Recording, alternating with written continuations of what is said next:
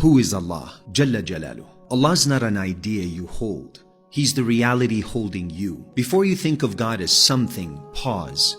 Because everything already needs Him to exist. Allah is Al-Haq, the real. Everything else is borrowed reality. The Quran doesn't begin by telling you what Allah looks like. It begins by telling you who you're standing before. All praise belongs to Allah, Lord of the worlds. Not owner, not manager, Rabb. The one who nurtures, carries, grows, sustains, corrects, and never abandons. Allah is the one who knew you before you knew yourself, before your name, before your fears, before your sins, before even your excuses. Was I not your Lord, he asks? And your soul answered, Bala, yes, indeed. Before your tongue ever learned language, that yes is still echoing inside you. That's why your heart is restless. Allah is not far.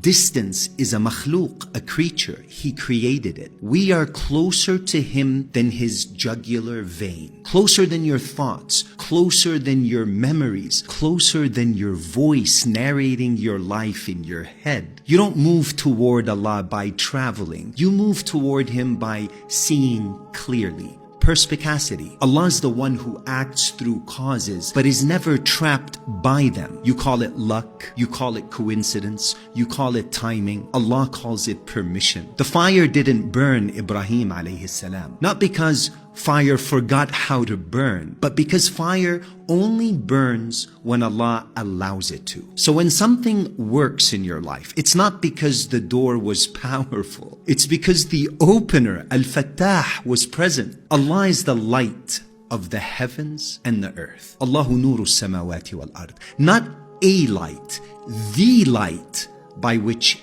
anything and everything is seen. Allah is Ar-Rahman, mercy before you deserve it, and Ar-Rahim, mercy after you mess it up. The Prophet sallallahu alaihi wasallam said, Allah's mercy outweighs His anger. Read that slowly. Not equals, outweighs. You think Allah is watching to punish you? Allah is watching you to return you to Him. Even your guilt is a form of guidance. Allah is not intimidated by your doubts. He created your intellect. Not offended by your questions, because He placed curiosity in you. Not shocked by your sins. He already knew the version of you that would fall and still created you. Why? Because Allah subhanahu wa ta'ala is not building perfect people. He's revealing who He is. Forgiver, restorer, guide. If you never fell, you would never know His name, Al-Ghafur. Allah is the one who answers before you ask. You say,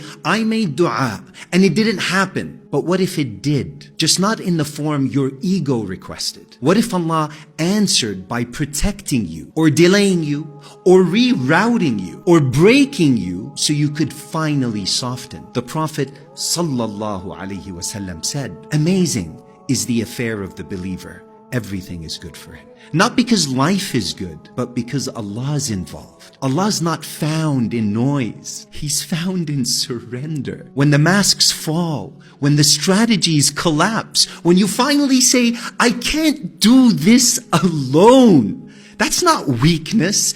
That's tawheed becoming real. And here's the part that hits home. Allah's not waiting for you at the finish line. He's the one walking you every step, even when you think you're lost, especially then. So who is Allah? Allah's the one you were never separate from, only distracted from.